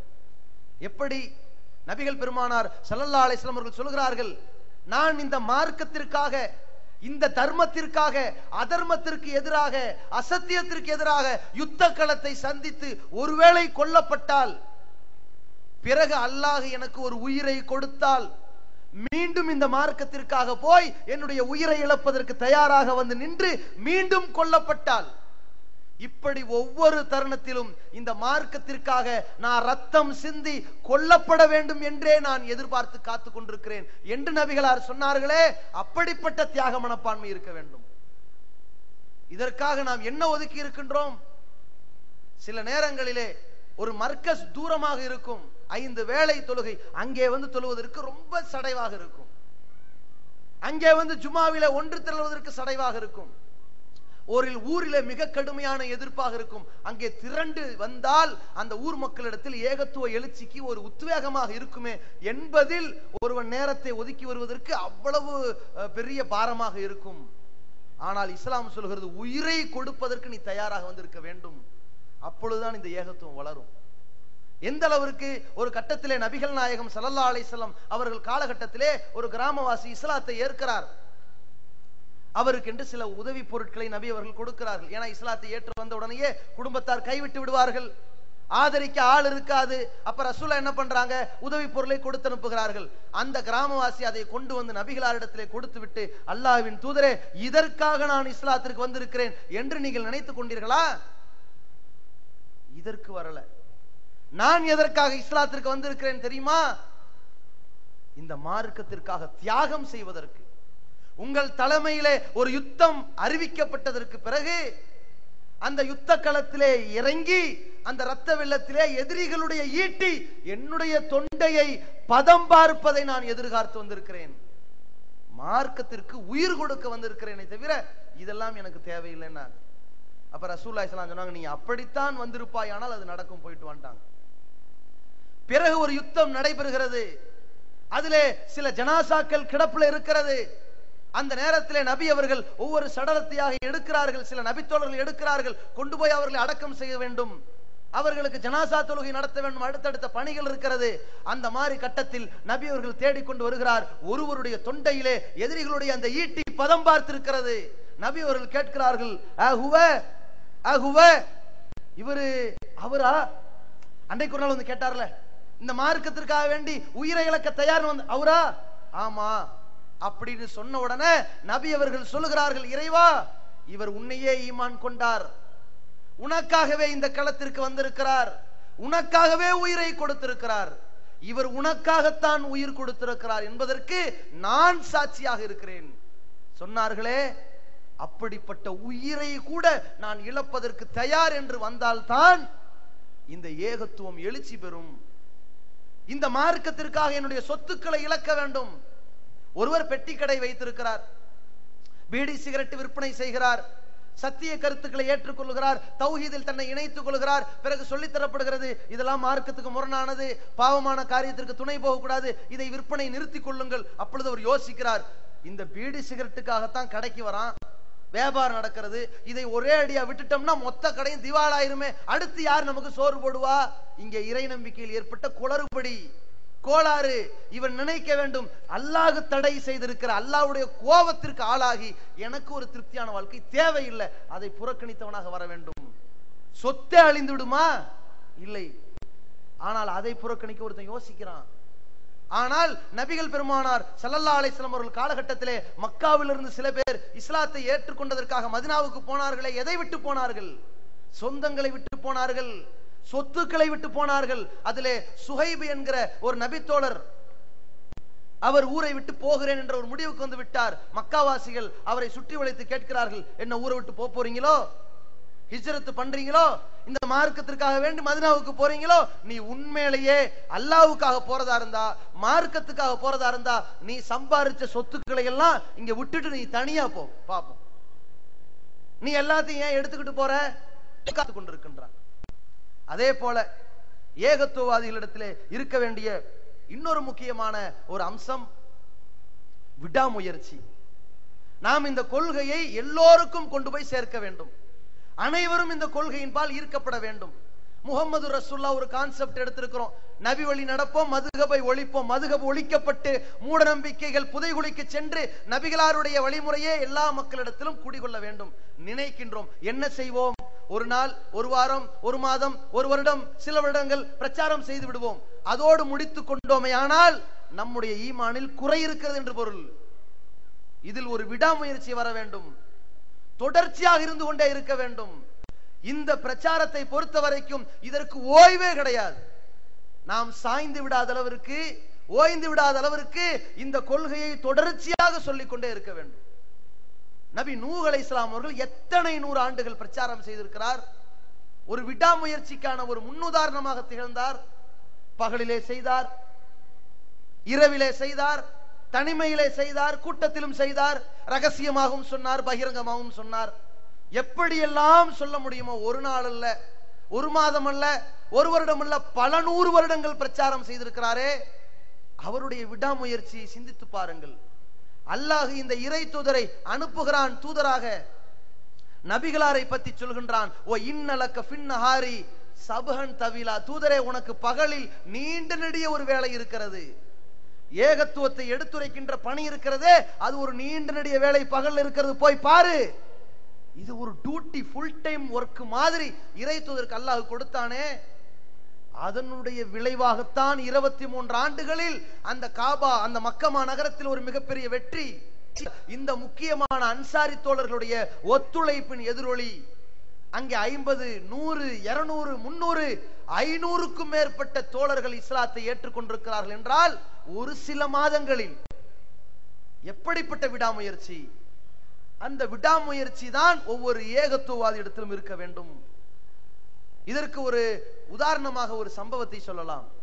அபூ ஹுரைரா ரலியல்லாஹு அன்ஹு அவர்கள் தன்னுடைய வாழ்க்கையிலே எப்பொழுதுமே நபி அவரிடத்தில் இருப்பார்கள். அதனால் தான் ஹதீஸ் விவரங்களை அறிவிக்கிற பொழுது 7000த்திற்கும் மேற்பட்ட செய்திகளை அபூ ஹுரைரா ரலியல்லாஹு அன்ஹு அவர்கள் அறிவித்திருக்கிறார்கள். அவ்வளவு தொடர்பு ரசூலுல்லாஹ்விடத்திலே. அதிகமான நேரங்களில் நபி அவரிடத்தில் இருந்தாலும் கூட நாம் எந்த சத்தியத்தை ஏற்றுக்கொண்டதற்காக சுவன பூஞ்சோலையில் நுழைய போகிறோமோ அதில் என்னுடைய தாயும் என்னுடைய தந்தையும் என்னுடைய பிள்ளைகளும் என்னுடைய சொந்தமும் உள்ளே நுழைய வேண்டும் என்கிற ஒரு ஆவல் அந்த அபூ ஹுரைராவுக்கு இருக்கிறது. அப்பொழுது அவருக்கு ஒரு தாயார் இருக்கிறார். அவருடைய தாயாரிடத்திலே தினசரி சொல்லிக் கொண்டிருக்கிறார். ஒவ்வொரு நாளிலும் அபூ ஹுரைரா அவருடைய உடல் தோற்றத்தில் பார்த்தால் தட்டுனா கீழே விழுந்து விடுவார். சில நேரங்களில் உமர் அவர்களை சந்திப்பார்கள். உமர் லைட்டா நெஞ்சில் ஒரு தட்டு தட்டி டொப்புன்னு கீழே விழுந்துடுவார். அவ்வளவு பலவீனம், மனதில் அவ்வளவு பலம். அந்த அபூ ஹுரைரா ரலியல்லாஹு அவர்கள் தன்னுடைய தாயிடத்திலே தொடர்ச்சியாக பிரச்சாரம் செய்கிறார்கள், நீங்கள் அல்லாஹ்வை ஏற்றுக்கொள்ளுங்கள், தூதரை பின்பற்றுங்கள் என்று. ஒரு கட்டத்துல இவன் தொல்லை தாங்க முடியல என்று அவருடைய தாயார் நபிகள் பெருமானாரை பற்றி மிக கீழ்த்தரமாக திட்டி அனுப்பிவிட்டார்கள். அபூ ஹுரைரா ரலியல்லாஹு அவர்களுக்கு அதை தாங்கிக் கொள்கிற மனம் இல்லாததால் கலங்கி கண்ணீர் வடித்து நபிகளாரிடத்திலே வருகிறார்கள். இறை தூதரே, என்னுடைய தாயாரின் நேர்வழிக்காக நீங்கள் அல்லாஹ்விடத்துல பிரார்த்தனை செய்யுங்க கேட்டார்கள். ஏன் அவ்வளவு தொடர் முயற்சி செய்கிறோம்? இன்னைக்கு நபிகளாரையே அவமானப்படுத்தி பேசி அனுப்பிவிட்டார்கள், மனசு தாங்கல. இருந்தாலும் நீங்கள் அல்லாஹ்விடத்திலே ஒரு பிரார்த்தனை செய்யுங்கள். இணை வைப்பாளர்களுக்கு நேர்வழி கேட்டு பிரார்த்தனை செய்யலாம், பாவ மன்னிப்பு தான் கேட்க முடியாது. ரசூல்லா கேட்டாங்க, அல்லாஹு மஹ்தி உம்மா அபீ ஹுரைரா, இறைவா அபூ ஹுரைராவுடைய தாயாருக்கு நீ நேர்வழி காட்டு கேட்டார்கள். பிறகு அபூ ஹுரைரா அவர்கள் விட்டார்களா? சனிய எவ்வளவு தடவை சொன்னாலும் விளங்க மாட்டேங்குது, ஜென்ம புத்திய செருப்புல அடிச்சாலும் திருந்தாது என்று ஒதுங்கி கொண்டாரா? என்ன செய்தார்? மீண்டும் போய் பிரச்சாரம் செய்கிறார். அந்த கட்டத்தில் அவருடைய தாயார் இந்த மார்க்கத்தை ஏற்றுக்கொள்கிறார். மிகப்பெரிய ஆனந்தம். முன்னால் கவலையில் அழுத அபூ ஹுரைரா ஆனந்தத்தில் கண்ணீர் வடித்து ஓடுகிறார் நபிகளாரிடத்திலே. அல்லாஹ்வின் தூதரே, எனக்காக என் தாயாருக்காக நீங்கள் அல்லாஹ்விடத்திலே பாவ மன்னிப்பு தேடுங்கள், பிரார்த்தனை செய்யுங்கள். என்னுடைய தாயார் இஸ்லாத்தை ஏற்றுக்கொண்டார்கள் என்று சொன்னார்களே, அவருடைய வாழ்க்கையில் மிகப்பெரிய ஒரு உச்சகட்டம் என்ன, இவ்வளவு பெரிய சந்தோஷம், மகிழ்ச்சி என்ன, ஒரு எழுச்சி என்ன? நான் ஏற்றுக்கொண்ட கொள்கையை என் தாயார் ஏற்றிருக்கிறார். என்னை 10 மாதம் சுமந்து என்னை பெற்றெடுத்து எனக்கு பாலூட்டி சீராட்டி வளர்த்தெடுத்தாலே அவள் நரக கொள்ளிக்கட்டையாக மாறவில்லை, சொர்க்கத்தின் பூஞ்சோலைக்கு வரக்கூடிய பாக்கியத்தை அல்லாஹ் கொடுத்திருக்கிறான் என்கிற மகிழ்ச்சி. அது மாதிரியான ஒரு எழுச்சியை ஒருவன் அடைய வேண்டும் என்று சொன்னால் விடாமுயற்சி இருக்க வேண்டும். அந்த விடாமுயற்சியின் விளைவாகத்தான் இந்த சமுதாயத்தில் ஏகத்துவ எழுச்சி பெறும் என்று நாம் எல்லோரும் புரிந்து கொள்ள வேண்டும். அடுத்து ஒரு ஏகத்துவ இடத்திலே இருக்க வேண்டிய மிக முக்கியமான ஒரு அம்சம் தைரியம் இருக்கணும். கோழைத்தனம் இருக்கக்கூடாது. சகிப்புத்தன்மை இருக்கலாம், ஆனால் அசத்தியவாதி நம்மை எதிர்க்கிறார்கள் என்றால், நம்மிடத்திலே கேள்விகள் கேட்கிறார்கள் என்றால், நம்மை கிடுக்கு பிடிக்க பார்க்கிறார்கள் என்றால், அவர்களை எதிர்கொண்டு பதில் சொல்வதற்கு தயவுதாட்சணை இல்லாமல் நாம் தைரியத்தோடு எதிர்கொள்ளக்கூடியவனாக இருக்க வேண்டும். அவர்கள் எல்லோரும் சேர்ந்து விட்டார்கள், எதிர்த்து விட்டார்கள், ஊர் நீக்கம் செய்து விட்டார்கள், சமரசமாகி விடலாமே, அட்ஜஸ்ட் பண்ணி போயிடலாமே, விட்டு கொடுத்து விடலாமே என்று போனால் அல்லாஹ்வுடைய மார்க்கத்துல காம்ப்ரமைஸ்ங்கிற பேச்சுக்கே இடம் இருக்கக்கூடாது. அதுல எவன் என்னை கம்பல்சரி பண்ணாலும் சரி, வலியுறுத்தினாலும் சரி, அழுத்தம் கொடுத்தாலும் சரி, ஆட்டி படைக்க நினைத்தாலும் சரி, அடங்க மாட்டேன், அடங்க மறுப்பேன், அத்துமீறுவேன் என்று வர வேண்டும். எப்படி? அல்லாஹ் சொல்கின்றான், இன்னா நஹ்னு நஸல்னா அலைக்கல் குர்ஆன தன்சீலா, நபியே முஹம்மதே, நான் தான் உனக்கு குர்ஆனை இறக்கி வைத்திருக்கின்றேன். ஃபஸ்பிர் லிஹுக், தீர்ப்பு வரும் வரை கொஞ்சம் பொறுத்து கொண்டிரு. அதற்கு பிறகு அந்த இறுதியிலே குறிப்பிடுகின்றான், வலா துத்தி மின்ஹும் ஆசிமன் அவ் கஃபூரா, இந்த காஃபிர்கள், இந்த இறை நிராகரிப்பாளர்கள், இந்த பாவிகள், இவர்கள் யாருக்கும் நீ கீழ்ப்படிந்து விடக் கூடாது, சரண்டர் ஆயிராத, சரணாகதி ஆயிராத என்று அல்லாஹ் சொல்கிறான். என்றால் ஒரு தைரியம். அசத்தியவாதிகள் எவ்வளவு கோடி பேர் வந்தாலும் சரி, நாங்கள் ஒரு ஜோடியாக இருந்தாலும் கூட சரி பரவாயில்லை, 2 பேராகவோ 4 பேராக இருந்தாலும் சரி, எங்கள் உள்ளத்தில் இருக்கிற ஈமானை ஆட்டி படைக்க எவனுக்கு அருகதை இல்லை என்று அசத்தியவாதிகளை எதிர்கொள்ளக்கூடியவனாக இருக்க வேண்டும். தாவா செய்கிறோம், ஏற்றுக்கொள்ளவில்லையா அழகிய அறிவுரை மூலம் எடுத்துரைக்கிறோம், ஏற்றுக்கொள்ளவில்லையா தர்க்கம் செய்ய வருகிறானா விவாதத்தை எதிர்கொள்கிறோம். காரண காரியத்தோடு அறிவுபூர்வமாக நியாயத்தோடு தர்க்கம் செய்ய யார் வருகிறானோ அவனை விவாதத்தோடு எதிர்கொள்கிறோம். சிலர் முட்டுச்சந்தில் கத்தி கொண்டிருப்பார்கள், அவர்களை கண்டுகொள்ளாமல் விடுவதுதான் அறிவுடைமை. பொதுவாக விவாதிக்க தயார் என்று ஒரு களத்தில் வருகின்றான். இதை எடுத்துச் சொல்கிறோம், அவனிடத்தில் விவாதிக்கின்றோம், அவனிடத்தில் சத்தியத்தை எடுத்து பேசுகிறோம், அவனிடம் இருக்கிற அசத்தியத்தை தோலுறுத்தி காட்டுகிறோம் என்றால், அதனால் ஒரு பெரும் கொண்ட சமுதாயம் சத்தியத்தை ஏற்கின்ற ஒரு முகாந்திரம் இருக்கிறது என்றால் அதை எதிர்கொள்ளக்கூடியவனாக ஒரு ஏகத்துவாதி இருக்க வேண்டும். பிறகு வருகிறான் ஒரு சாப பிரமாணம். வா, உன் கொள்கை சரியா என் கொள்கை சரியா, அல்லாஹ்விடத்திலே சத்தியம் போட்டு விடுவோம். உன்னுடைய கொள்கை சரி என்றால் அல்லாஹ் என்ன நாசமாக்கட்டும், என் கொள்கை சரி என்றால் ஒன்ன நாசமாக்கட்டும் கேட்டுவிட கூப்பிடுகின்றான். அப்பொழுது இவன் பதறிவிட்டானே ஆனால், பின்வாங்கி விட்டானே ஆனால் இந்த ஏகத்துவ கொள்கை வீழ்ச்சி அடைந்து விடும். அதை எதிர்கொள்ள வேண்டும். அல்லாஹ் சொல்லித் தருகின்றான், கது கானத்துலக்கும் உஸ்வத்துன் ஹசனத்துன் ஃபி இப்ராஹீம வல்லதீன மாஹு. இப்ராஹிம் இடத்திலும் அவர்களோடு வாழ்ந்த மக்களிடத்திலும் உங்களுக்கு அழகான ஒரு முன்மாதிரி இருக்கிறது. என்ன தெரியுமா? இது காலூலி கௌமிகும் இன்னா புராவும் மின்கும் ஓ மிம்மா தாபூதுன மின் தூனில்லா. அவர்கள் தங்களுடைய சமுதாயத்தில் உள்ள சிலரை எதிர்கொண்டார்கள். என்ன சொல்லி எதிர்கொண்டார்கள் தெரியுமா? உங்களிடத்தில் நாங்கள் 2 வகையான எதிர்ப்பை பதிவு செய்கிறோம். ஒன்று, நாங்கள் உங்களை எதிர்க்கிறோம். மற்றொன்று, நீங்கள் எந்த இறைவனுக்கு இணை கற்பித்துக் கொண்டிருக்கிறீர்களோ அந்த இணையாக கற்பனை செய்த அந்த சிலைகளை எதிர்க்கின்றோம். அந்த இணை வைப்பும் எங்களிடத்தில் இல்லை, அதை நாங்கள் எதிர்க்கிறோம். அந்த இணை வைப்பு காரியத்தை செய்வதால் உங்களையும் எதிர்க்கிறோம் என்று சொன்னார்கள். இன்றைக்கு நம்மிடத்தில் அந்த எதிர்ப்பு இருக்கிறதா? நாம் வரதட்சணை எதிர்க்கிறோம். வரதட்சணை வாங்கி திருமணம் செய்பவனை எதிர்க்கிறோமா? பிதஅத்தை எதிர்க்கிறோம். பிதஅத்தின் அடிப்படையில் ஒரு காரியத்தை அரங்கேற்றக்கூடிய அந்த சபையை, அவனை புறக்கணிக்க தயாராக இருக்கிறோமா? அங்கே தயக்கம் காட்டினால், மௌனியாக இருந்தால் நாம் கோழைகளாக இருக்கிறோம். அசத்திலே சூனியக்காரர்கள் வந்தார்கள், இல்லாத இருப்பதை போன்று ஆக்குவதை போன்று காட்ட வந்தார்களே. அப்பொழுது மூசா அலைஹிஸ்ஸலாம் அவர்கள் பயந்து நடுங்கி பின்வாங்கி, வேணாம்டா, உனக்கும் கொஞ்சம் இருக்கு எனக்கும் கொஞ்சம் இருக்குன்னு ஓடினாரா? வலா யுஃப்லிஹு ஸாஹிரு ஹைசு அத்தா. சூனியக்காரன் எப்படி வந்தாலும் ஜெயிக்க மாட்டான். போடு பாப்போம். சூனியக்காரர்கள் எல்லாத்தையும் போட்டார்கள். அது உண்மையில் பாம்பாகவே ஆகவில்லை. மூசா நபி போட்டார், அது அற்புதம், பாம்பாக ஆனது. அவர்கள் போட்டதை விழுங்கியது, பிறகு கைத்தடியாக மாறியது. அந்த சபையிலே இந்த மூசா அலைஹிஸ்ஸலாம் அவர்கள் இந்த அசத்திய கூட்டத்திற்கு ஆடி போகாமல், நடுநடுங்காமல், பயப்படாமல் களம் கண்டதை போல ஒரு ஏகத்துவாதி இருக்க வேண்டும். என்னிடத்தில் இருக்கக்கூடியது சத்தியம், நான் ஏன் சளைக்க வேண்டும், நான் ஏன் பயப்பட வேண்டும் என்று இந்த ஏகத்துவ விஷயங்களை எடுத்து வைக்க வேண்டும்.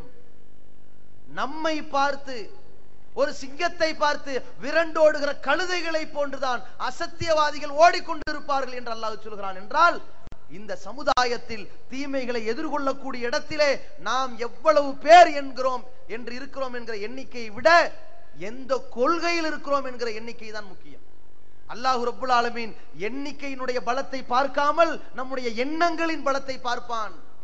அதனால் தான் அல்லாஹ் சொன்னான், கம்மின் ஃபியத்தின் கலீலத்தின் கலபத் ஃபியத்தன் கஸீரத்தம் பிஇذنில்லாஹ். எத்தனையோ சின்னஞ்சிறிய கூட்டங்கள் பிரம்மாண்டமான கூட்டங்களை எல்லாம் மிகைத்து ஜெயித்து விட்டது என்று அல்லாஹ் சொன்னானே, அதற்கான காரணம் அங்கே எண்ணத்தில் தான் பலம் இருந்ததே தவிர எண்ணிக்கையில் பலம் இல்லை.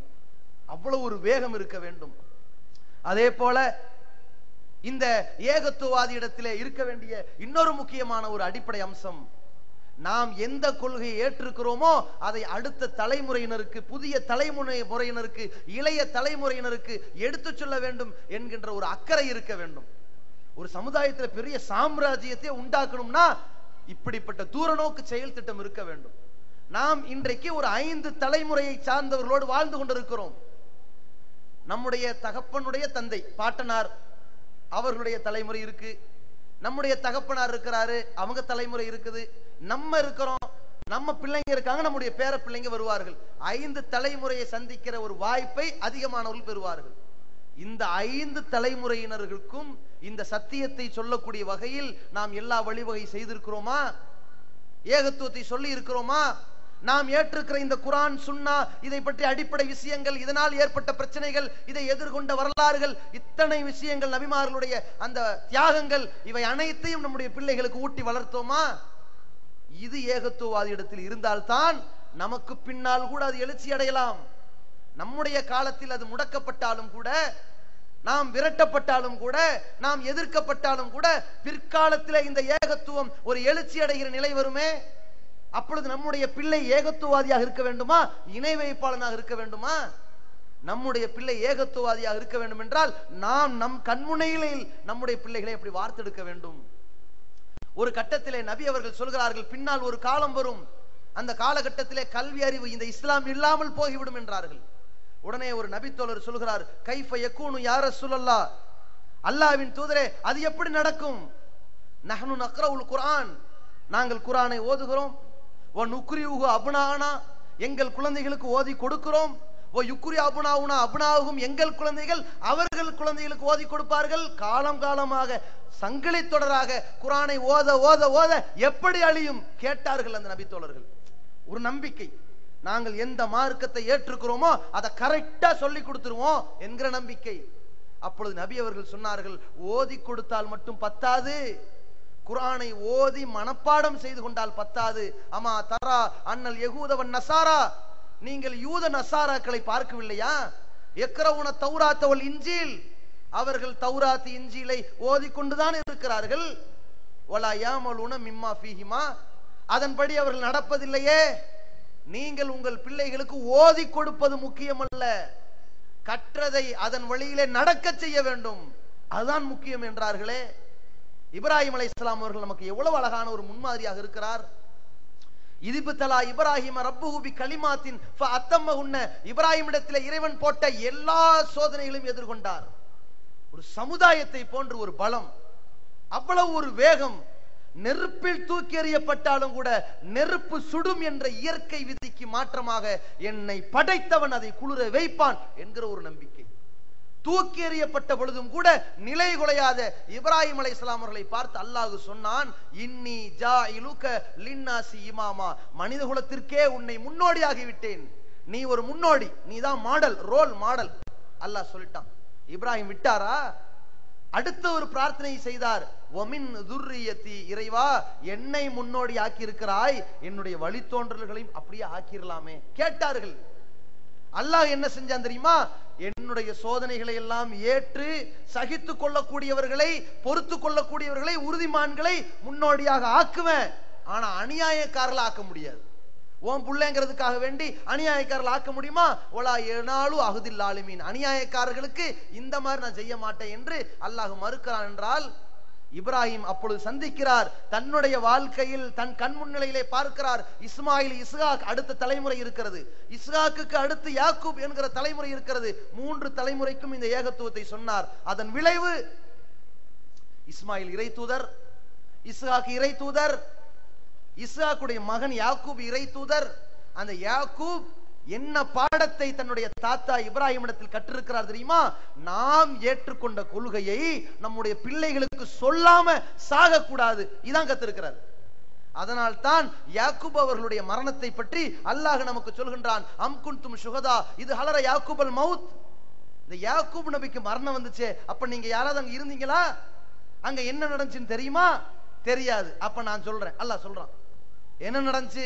அவர் கேட்டார், நான் இப்ப உயிரோடு இருக்கிறேன், நீங்க எல்லாம் அல்லாஹ் வணங்குறீங்க, நான் மௌத்தா போன பிறகு நீங்க யாரை வணங்குவீங்க கேட்டார். அவர்கள் பதில் சொன்னார்கள், யாரை வணங்குவோமா? நஅபுது இலாஹக்க, உங்கள் இறைவனான அந்த அல்லாஹ்வை வணங்குவோம். ஓ இலாஹ ஆபாயிக்க, உங்கள் முன்னோர்கள் பெற்றோர்களுடைய உங்களுடைய மூதாதையர்களுடைய இப்ராஹிம் இஸ்மாயில் இஸ்ஹாக்குடைய இறைவனான இலாஹம் வாஹிதா, அந்த ஒரே கடவுளை வணங்குவோம். சொன்னதற்கு பிறகு யாக்கூபுடைய உயிர் பிரிந்து விட்டது. நம்முடைய பிள்ளைகள் இந்த ஏகத்துவத்தில் இருக்கிறார்கள், பிரிந்தது. இப்படிப்பட்ட ஒரு எண்ணம் ஒவ்வொரு ஏகத்துவத்தில் இருக்க வேண்டும். நாம் இந்த உலகத்தை விட்டு பிரிந்து செல்கிறோம் என்றால் நம்முடைய பிள்ளைகள் இந்த கொள்கையின் பால் வார்த்தெடுக்கப்பட்டார்களா? அப்பொழுது நம்முடைய உயிர் பிரிகிற பொழுது ஒரு இன்பம் இருக்கும். இதை யோசித்துக் கொள்ள வேண்டும். அதே போல ஏகத்துவவாதி இடத்திலே இருக்க வேண்டிய இன்னொரு முக்கியமான ஒரு அம்சம், நாம் எந்த விஷயத்தை ஏற்றுக்கொண்டோமோ, எந்த விஷயத்தை மக்களுக்கு எடுத்துரைத்துக் கொண்டிருக்கிறோமோ, எந்த விஷயத்தை பற்றி பிரச்சாரம் செய்து கொண்டிருக்கிறோமோ, அந்த விஷயங்களின்படி நம்முடைய வாழ்க்கையில் நம்முடைய நடத்தைகளை, நடவடிக்கைகளை அமைத்துக் கொள்ள வேண்டும். அப்பொழுதுதான் இந்த ஏகத்துவத்திற்கான ஒரு எழுச்சி ஏற்படும். இல்லை என்றால் பார்த்தா சொல்லுதாங்க சுல்தான், அவன் செயல்ல சைத்தானுங்கன்னு போய்கிட்டே இருப்பார்கள். நம்முடைய நடவடிக்கைகளையும் சார்த்து காட்ட வேண்டும். உடலோடு உயிர், ஒரு நாணயத்தின் இரு முகம். அதுபோல நம்முடைய சொல்லுக்கும் செயலுக்கும் எந்த முரண்பாடு இல்லாத வகையில் நாம் நடந்து காட்டினால் இந்த சமுதாயத்தில் அல்லாஹ் மிகப்பெரிய அளவிலே அசத்தியவாதிகளுடைய உள்ளங்களை திருப்பி இந்த ஏகத்துவ ஜோதியை அவருடைய உள்ளத்திலும் எரிய வைப்பான். இந்த உலகத்திலே இந்த ஏகத்துவ சிந்தனை ஏற்றுக்கொண்ட மக்களாக, இந்த ஏகத்துவ கொள்கைவாதிகளாக இந்த உலகமே மாறும். அந்த காலம் நாமெல்லாம் நினைத்துக் கொண்டிருக்கிறோம், இது நடக்காது, இது எப்படி சாத்தியம், இது எப்படி முடியும் என்று நாம் நினைத்துக் கொண்டிருக்கிறோம். இது அல்லாஹ் கொடுத்திருக்கிற வாக்குறுதி. ஏகத்துவ எழுச்சி வர வேண்டுமா? ஒட்டுமொத்த மனித குலமே அந்த ஓர் இறைவனை வணங்கக்கூடியவனாக படை சூழ வேண்டுமா? நீங்கள் எந்த ஏகத்துவத்தை சொன்னதற்காக நசுக்கப்பட்டீர்களோ, ஊர் நீக்கப்பட்டீர்களோ, நீங்கள் புறக்கணிக்கப்பட்டீர்களோ, உதாசீனப்படுத்தப்பட்டீர்களோ, நீங்கள் இந்த நாட்டின், இந்த தேசத்தின், இந்த மண்ணின் ஆட்சியாளர்களாக, இந்த ஏகத்துவத்தை நிலைநாட்டுகிற மன்னர்களாக உருவாக வேண்டுமா? அல்லாஹ் சொல்லுகிற வாக்குறுதி, வஅதல்லாஹுல்லதீன ஆமனு, அல்லாஹ் இறை நம்பிக்கை கொண்டவர்களுக்கும், மின்கும் உங்களில் இறை நம்பிக்கை கொண்டவர்களுக்கும், வஅமிலு ஸாலிஹாத் நற்காரியங்களையும் புரியக்கூடியவர்களுக்கும் அல்லாஹ் ரப்பல் ஆலமீன் ஒரு வாக்குறுதி தருகின்றான். லியஸ்தக்லிஃபன்னஹும் ஃபில் அர்ள், இந்த பூமியிலே அவர்களை மிகப்பெரிய பிரதிநிதிகளாக ஆக்குவேன், அரசாட்சியை கொடுப்பேன், இந்த உலகத்தின் ஆட்சி அவர்கள் கைக்கு சென்று விடும் என்று அல்லாஹ் ஒரு உத்தரவாதம் கொடுக்கிறான். யாருக்கு? நீ இறைவனை நம்பி அதே அடிப்படையில் செயல்படுத்தி காட்டு. அதனுடைய மாற்றம், அதனுடைய ஏற்றம், அதனுடைய முன்னேற்றம், ஒட்டுமொத்த உலகமும் ஏகத்துவ கோட்டையாக மாறும். நடக்காதா? எதிரிகள் மாறவில்லையா? நபிகளார் காலகட்டத்திலே எந்த சுகைல் என்பவர் நபிகளாருக்கு எதிராக காபிர்களின் தலைவராக உடன்படிக்கை போட்டாரோ அவருடைய பிள்ளை அபூ ஜந்தல் முஸ்லீமாக இல்லையா? அபூ ஜஹலுடைய மகன் முஸ்லீமாகலையா? அபூ சுஃபியான் முகமது கொலை செய்யப்பட்டு விட்டார் என்று உஹது யுத்தத்திலே பறைசாற்றிய அபூ சுஃபியான் முஸ்லீமாகவில்லையா? அட, ஏகத்துவ வரலாற்றிலே இன்றைக்கு நீங்கள் பாருங்கள். இப்ப நம்ம ஜமாத்தை எடுத்துக்கொள்ளுங்கள். இந்த ஜமாத்தினுடைய பல்வேறு அறிஞர்கள் இருக்கிறார்கள். எங்கிருந்து வந்தார்கள்? ஏகத்துவத்தை பற்றி சொல்லித் தருகிற ஒரு மதரசாக்களில் கற்றறிந்து மார்க்கத்தை சொன்னார்களா? இப்ப இந்த இயக்கத்தின் மாநில தலைவர் ஃபக்கீர் முகமது அல்தாஃபி ஒரு சுன்னத்துவல் ஜமாத்துல ஒரு மதுஹபை அடிப்படையாக கொண்டு மார்க்கத்தை போதனை செய்து கொண்டிருக்கிற, மார்க்கத்தை தப்பும் தவறுமாக சொல்லித் தருகின்ற இடத்திலிருந்து ஏகத்துவத்தின் பக்கம் ஈர்க்கப்படவில்லையா? அவர்களை ஈர்க்க செய்ததற்கு காரணம் இந்த ஏகத்துவவாதிகளின் சொல்லும் செயலுமாக இருக்காதா? எம்ஐ முகமது சுலைமான் அவர் என்ன ஏகத்துவத்தினுடைய அந்த வாடையிலேயே பிறந்து வளர்ந்தவரா? 20 ஆண்டுகளாக நான் பிஜே அவர்களை விவாதத்துக்கு அழைத்தேன். பிஜே ஓடிக்கொண்டிருக்கிறார் என்று ஓடிக்கொண்டே இருந்த சைஃபுத்தீன் ரஷாதி இருக்கிறாரே, அவருக்கு மாணவராக இருந்தவர் தான் இந்த எம்ஐ சுலைமான். பிஜேக்கு அப்பப்போ ஒரு கடிதம் வரும் சைஃபுத்தீன் ரஷா இடத்துல, நான் உங்களோடு விவாதம் செய்திருந்தால் அப்படி வைக்க வேண்டும், இப்படி வைக்க வேண்டும், அங்கே வைக்க வேண்டும், இங்கே வைக்க வேண்டும் என்று ஏராளமான நிபந்தனைகளை போட்டு போட்டு அப்படியே குழப்பத்தை உண்டாக்கி ஆக மொத்தம் விவாதம் இப்ப நடக்காது என்று தப்பித்து ஓடுகிற கடிதங்களை உருவாக்கி கொடுப்பவர் யார்? சைஃபுத்தீன் ரஷாதிக்கு எம்ஐ சுலைமான் தான். அவருக்கு கூட இருந்து பிஜேக்கு மறுப்பு எழுதி கடிதம் எழுதி கொடுத்து கொண்டிருந்தவர் எம்ஐ சுலைமான். பிறகு இந்த ஏகத்துவத்தின் பக்கம் ஈர்க்கப்படவில்லையா? மாற்றங்கள் ஏற்படும். அதை ஏற்படுத்துவோம் நாம் அல்ல, அல்லாஹ். நம்முடைய வேலை என்ன? சத்தியத்தை எடுத்து சொல்ல வேண்டிய வேலை இருக்கிறது, தொடர்ச்சியாக சொல்லிக் கொண்டிருக்கிற வேலை இருக்கிறது. எந்த ரப்புல் ஆலமீன் காபத்துல்லாவை விட்டு நபிகளார் விரட்டடிக்கப்படுகிற நேரம் வந்ததோ அதே காபாவை வெற்றி கொண்டு சாவியை ஒப்படைத்தானா இல்லையா நபிகளாருக்கு? யோசித்து பாருங்கள். அதே போன்றுதான் இந்த உலகத்திலே ஏகத்துவத்தை எடுத்துரைக்கின்றோம். 30 ஆண்டுகளுக்கு முன்னால் 10 பேர், 20 பேர், 50 பேர், 100 பேர். இன்றைக்கு அல்லாஹ்வுடைய கிருபையினால் ஒரு மாவட்ட மாநாட்டில் பல்லாயிரக்கணக்கான பேர்கள் வரவில்லையா? அட, மாநில மாநாடு வேண்டாம் என்று ஏன் மாவட்ட மாநாடு? எழுச்சியினுடைய ஒரு வகையான மாற்றம், அதனுடைய வெளிப்பாடு அதானே. இதற்கெல்லாம் அடித்தளம் என்ன? இதற்கு முன்னால் இந்த ஏகத்துவத்தை சொன்னவர்கள் தமிழகத்தின் ஒரு கிளையாக இருந்தவர்கள் இன்றைக்கு 800க்கும் மேற்பட்ட கிளைகளாக இருந்து கொண்டு தமிழகத்திலும் வெளி மாநிலங்களிலும் வெளிநாடுகளிலும் தமிழ் பேசக்கூடிய மக்களிடத்தில் இந்த ஏகத்துவ எழுச்சியை அல்லாஹ் உண்டாக்கி இருக்கிறான் என்றால் இந்த ஏகத்துவவாதிகளிடத்தில் ஒரு சிலரிடத்தில் இருந்த அந்த கொள்கை உறுதி, அந்த சகிப்புத்தன்மை, அந்த அசத்தியவாதிகளை எதிர்கொள்ள ஒரு தைரியம், இந்த மாதிரியான பல உத்வேகமும் பல காரணிகளும் தான் இந்த தமிழகத்திலே மிகப்பெரிய அளவிலே தமிழகத்தையே புரட்டி போடுகின்ற ஒரு தௌஹீத் எழுச்சியை அல்லாஹ் கொடுத்திருக்கிறான் என்பதை நாம் புரிந்து கொண்டு, இது இந்த சமுதாயத்தின் எழுச்சிக்கும் வளர்ச்சிக்கும் முடிவு அல்ல, இது ஒரு தொடக்கம் என்பதை ஒவ்வொருவரும் விளங்கிக் கொள்ள வேண்டும். ஏன், நீங்கள் இன்றைக்கு பெரும்பான்மையாக இந்த சபையில் பெரும்பான்மையாக காட்சியளிக்கப்பட்டாலும் உங்கள் குடும்பத்தில் நீங்கள் ஒரு மைனாரிட்டி. நீங்கள் வீட்டுக்குள் போய் நிற்பீர்கள், நான் குர்ஆன் சுன்னாவை மட்டும் பின்பற்றுவேன் என்று சொல்வீர்கள். வீட்டில் உள்ள 8 பேர் உங்களை எதிர்த்து நிற்பார்கள். யார் மெஜாரிட்டி? எங்கே தௌஹீத் இருக்கிறது, எங்கே வளர்ச்சி அடைந்து விட்டது என்று நீங்கள் கணக்கு போட்டு பாருங்கள். உங்களுடைய குடும்பத்தில் நீங்கள் சொற்பம்தான். அத்தனை பேரையும் சொர்க்கத்தின் பக்கம் அழைக்க வேண்டும் என்றால் இங்கே சொல்லித்தரப்பட்டிருக்கிற அத்தனை அம்சங்களையும் நாம் உள்ளத்தில் சுமந்தவர்களாக, தௌஹீதின் எழுச்சிக்காக என்னுடைய வாழ்க்கை இருக்க வேண்டும், என்னுடைய பொருளாதாரம் இருக்க வேண்டும், என்னுடைய உயிர் இருக்க வேண்டும், என்னுடைய நடவடிக்கைகள் அமைய வேண்டும் என்று உணர்ந்து இந்த உலகத்திலே நாம் வாழ்கிற ஒவ்வொரு அணுதினமும் அல்லாஹ்வுக்காகவே வாழ்ந்து, இந்த அல்லாஹ்வுடைய மார்க்கத்தை சளைக்காமல், பின்வாங்காமல், ஓடிவிடாமல், தளர்ந்து விடாமல் எடுத்துரைக்கக்கூடிய நன்மக்களாக எல்லாம் வல்ல அல்லாஹ் ரப்பல் ஆலமீன் நம் அனைவரையும் ஆக்கியருள்வானாக. இந்த தரணி முழுவதும், இந்த உலகம் முழுவதும் இந்த சத்திய கொள்கையை ஏற்றுக்கொள்ளக்கூடிய மக்களாக எல்லா மக்களுக்கும் அந்த ஏக இறைவன் நேர்வழியை வழங்குவானாக என்று கேட்டு இந்த உரையை நிறைவு செய்கிறேன். அஸ்ஸலாமு அலைக்கும் வரஹ்மத்துல்லாஹி வபரகாத்துஹு.